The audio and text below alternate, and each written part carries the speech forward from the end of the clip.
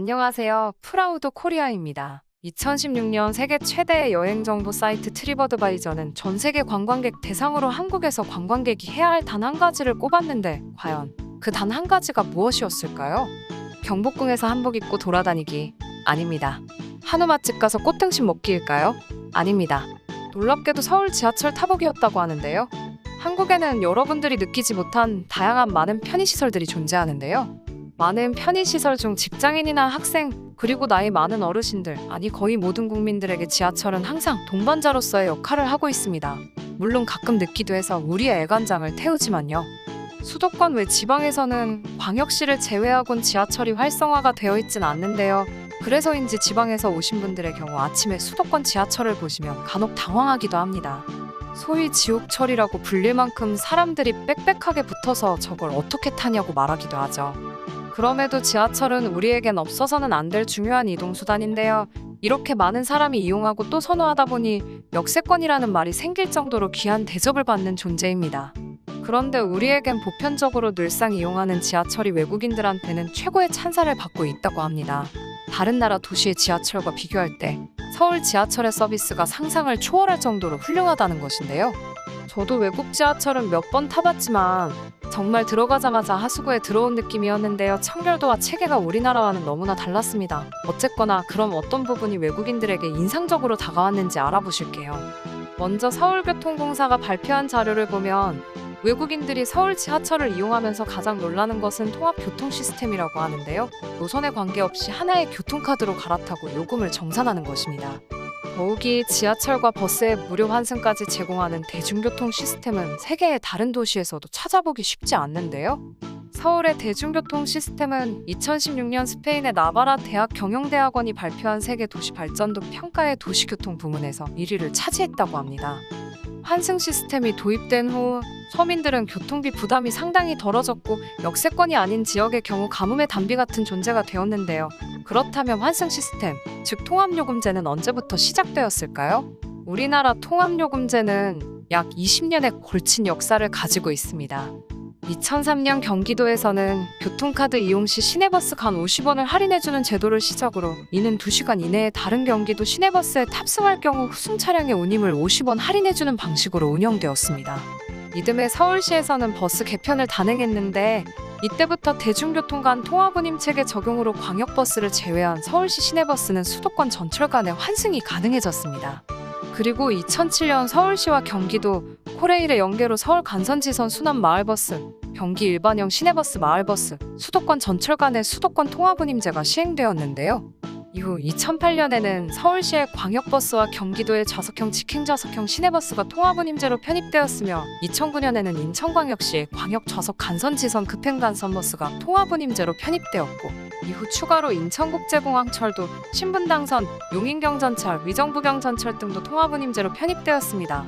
단순히 요약해서 설명드렸지만 환승 시스템이 도입된다고 했을 때 정말 말도 많고 탈도 많았습니다. 어찌됐든 현재 우리나라는 교통카드 한 장으로 버스와 지하철을 자유롭게 환승할 수 있는데요. 이전에는 지하철과 버스에 탑승할 때마다 기본 운임을 지불해야 했는데 현재는 교통수단과 환승 횟수에 관계없이 이동한 거리만큼 운임을 지불하면 돼서 현재 우리나라 시민들은 엄청난 혜택을 받고 있습니다. 외국인들도 한국 여행을 오게 되면 인천공항을 지나 숙소를 가게 되는 순간부터 엄청난 문화 충격을 받게 된다죠? 환승 시스템뿐만 아니죠. 우리 광고에도 곧잘 등장하는 지하철의 와이파이 서비스도 세계 최고 수준으로 평가된다고 합니다. 8년 전 2013년 11월 영국 BBC는 서울 지하철의 4G 기반의 와이파이 서비스를 세계 최고로 꼽았다고 하며 미국 CNN도 서울 지하철 무선 인터넷 서비스를 세계에서 가장 훌륭한 지하철 시스템으로 소개한 바 있습니다. 우리는 인터넷이 너무나도 발달되어 지하철에서 와이파이 자체를 쓰시는 분들이 잘 없으실 텐데요. 그거마저도 외국에서는 부러운 일입니다. 왜냐하면 미국 뉴욕의 지하철은 와이파이는 물론이고 전화 통화도 잘 연결되지 않는데요. 유럽도 마찬가지입니다. 그래서 한국인들은 해외여행 중 무심코 지하철에서 검색하려고 하면 답답해서 죽을 지경이라죠. 한국 지하철의 매력은 여기서 끝이 아닙니다. 우리 한국인들은 성격이 불과 같아서 약간의 불편함도 용납이 안 됩니다. 그래서 이런 불편을 제기할 때마다 시스템은 더욱 좋아지게 되었고 사계절 온도 조절이 언제든 가능한 지하철 시스템을 갖추게 되었는데요. 겨울에는 어디보다 따뜻하고 여름에는 워터파크보다 시원합니다. 그런데 외신들은 특정 칸은 양냉방 칸으로 만들어 놓은 것과 좌석에 난방이 되는 걸 신기해한다고 합니다. 미국 여행정보 사이트 원더 위즈덤은 지난해 4월 아시아의 4대 지하철 가운데 하나로 서울 지하철을 소개하며 추위를 못 견디는 사람을 위해 운영되는 양냉방 칸을 눈에 띄는 서비스로 소개하면서 서울 지하철을 높게 평가했는데요. 온라인 뉴스 매체인 인터내셔널 비즈니스 타임즈도 서울 지하철은 좌석이 천으로 덮여 있는데 어떤 것도 손상된 것이 없고 겨울에는 승용차 옵션 항목으로 좌석에 난방이 되는 소위 엉따가 되는 것도 놀랍다라고 전했는데요. 한국 사람들에겐 너무나도 당연한 것들이라 쉽게 지나쳤었는데 어찌됐든 놀랍다니 재밌네요. 교통정보 시스템도 세계 최고 수준입니다. 우리나라 지하철역에서는 선의 정거장 전부터 전동차의 위치를 실시간으로 승객들에게 알려주는 거 알고 계시죠? 심지어는 요즘 카카오와 같은 각종 어플로 출발과 도착 예정 시간을 정확하게 맞추어 스케줄 관리에도 탁월합니다. 그런데 다른 나라에서는 철도공사에서 폐쇄적으로 갖고 있던 지하철 운행 정보를 시민들에게 쉽게 제공하는 이런 나라도 없다고 하네요. 장애인과 노인, 아이들이 지하철을 이용하는 데 필요한 엘리베이터의 보급률도 세계 최고 수준인데요. 세계에서 가장 오래된 영국 지하철은 장애인과 노인을 위해 5년 동안 2억 파운드, 하나로 약 2,900억 원을 투자해 지하철역 엘리베이터 설치율을 현재의 26%에서 40%까지 높일 계획이라고 밝혔다고 합니다. 그런데 서울은 지금 어느 정도인지 아시나요? 서울 지하철역 가운데 이미 88%가 엘리베이터만으로 지상에서 타는 곳까지 연결되었다고 합니다. 서울의 지하철역 엘리베이터 설치율은 벌써 런던의 3.4배에 이르는 것인 셈이죠. 예전부터 문제 제기된 우리나라의 노약자보호 시설 부족을 해결하기 위해 조치한 걸로 볼 수 있습니다. 영화 엽기적인 그녀에서 전지현이 술에 취해서 지하철에 치일 뻔한 장면 기억하시나요? 이젠 웬만하면 한국 지하철에서 그 모습을 보기 힘들 겁니다.